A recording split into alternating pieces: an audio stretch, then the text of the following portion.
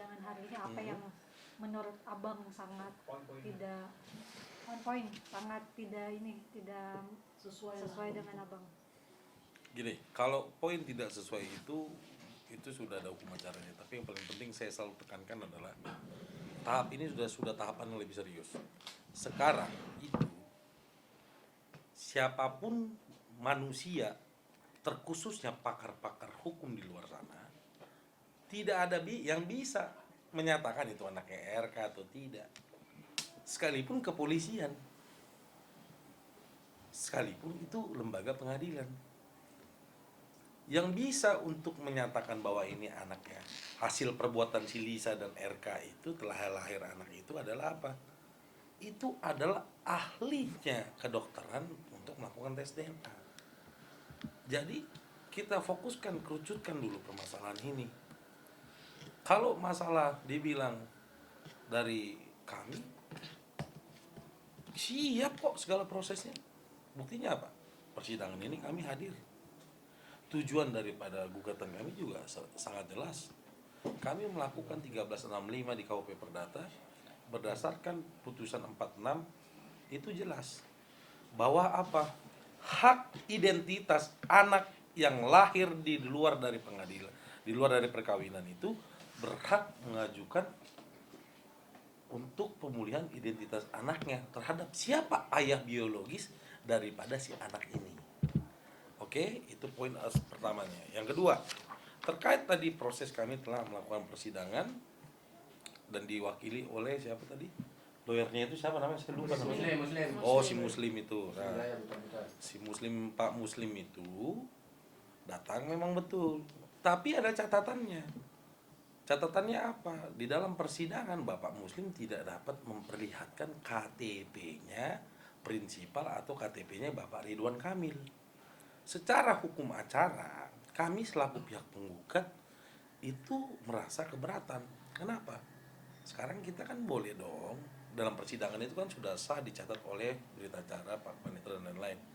Apakah yang memberikan kuasa kepada Bapak Muslim itu Ridwan Kamil asli atau bukan? Kan begitu nih sekarang ceritanya. Justru itulah hukum acara diatur secara detail. Ketika pemeriksaan legalitas, betul dia sudah berlawyer, betul ada surat kuasanya. Tapi ada satu poin penting, dia tidak dapat menunjukkan KTP Ridwan Kamil. Nah, di sini kita anulir bahwa kami selaku kuasa hukum mempertanyakan itu kepada majelis hakim. Pada akhirnya majelis hakim memerintahkan untuk agenda kedepannya harus dibawa. Oke, lanjut lagi tadi ke proses. Setelah kita selesai sidang, ternyata tiba-tiba dipanggil agenda mediasi pertama. Mediasi pertama itu dibuka baik oleh majelis hakim, siapa tadi mediatornya? Bapak Inka, hakim mediator yang berkarir langsung di pengadilan negeri. Poinnya adalah saya itu berkaca dalam peraturan Mahkamah Agung nomor 1 tahun 2016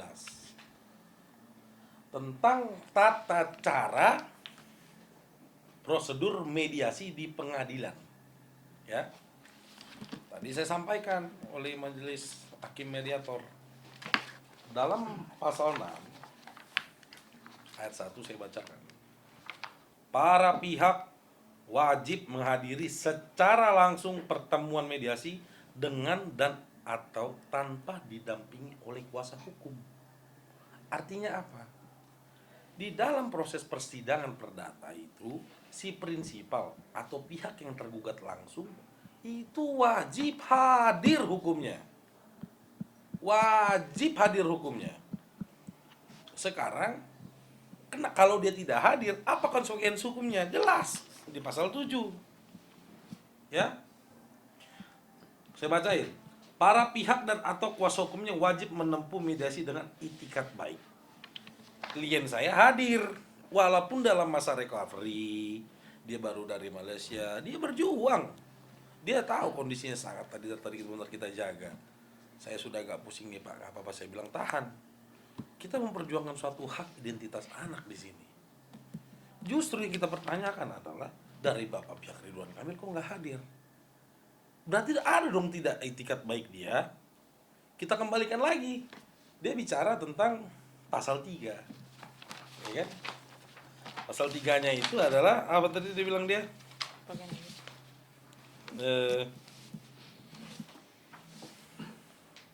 Salah juga itu dia pasalnya itu.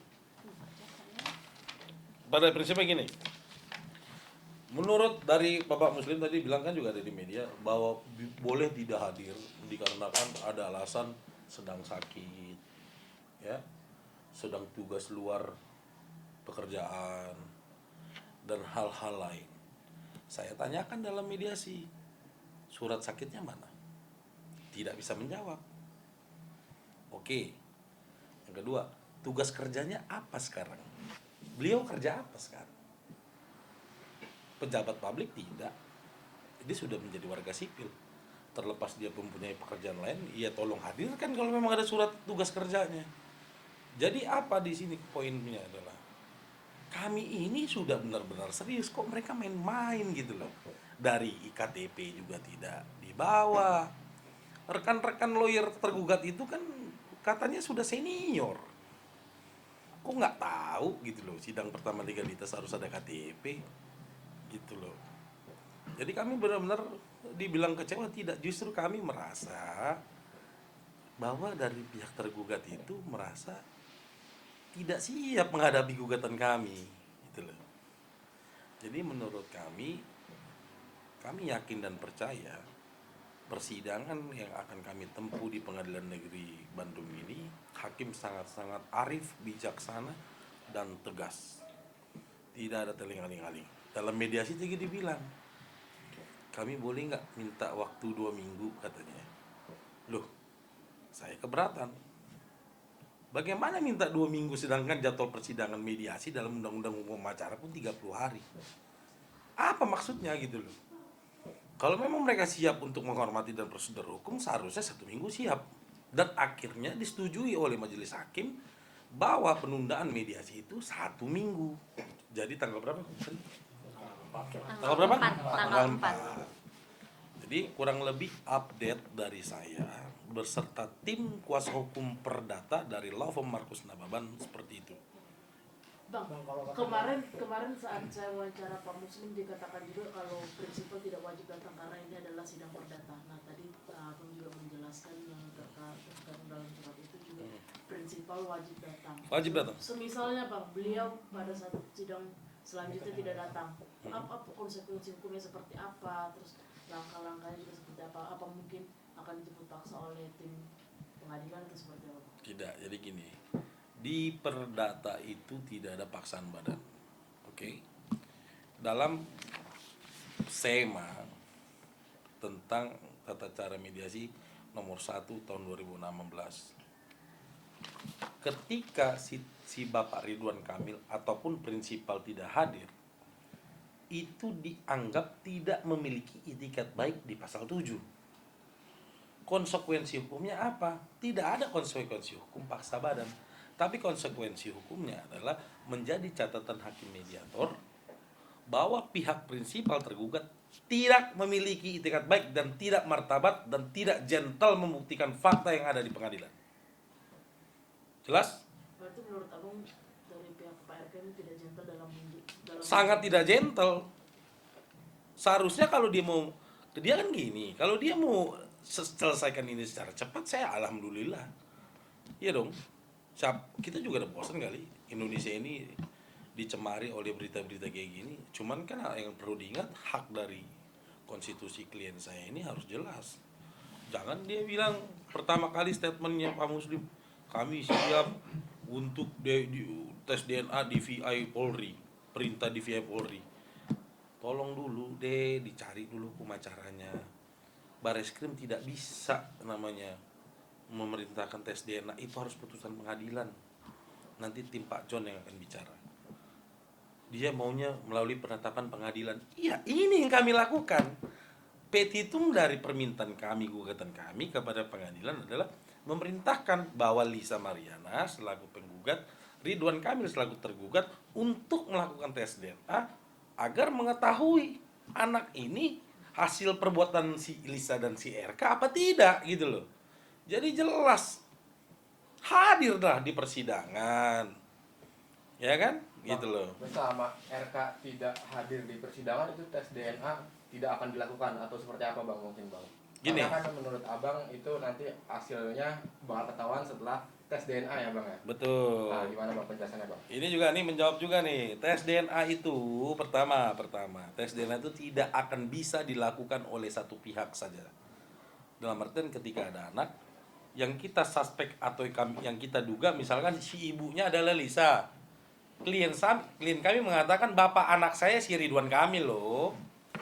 Ridwan Kamil tidak mau mengakui. Tapi kan yang ucapan tes DNA pertama kali dari mulut siapa? RK melalui kuasa hukumnya. Jadi kalau ditanya, kalau dia tidak hadir apakah bisa tes DNA apa enggak? Hukum di acara kita ini sangat jelas. Mediasi ini deadlock akan masuk materi pemeriksaan materi pokok perkara. Jadi mau dia hadir tidak peduli memang dia siapa. Hukum di Indonesia ini harus tetap ditegakkan, dijalankan. Artinya tes DNA bakal tetap dilakukan meskipun dia tidak hadir di dalam persidangan. Kalau nanti gugatan kami dikabulkan oleh majelis hakim secara paksa,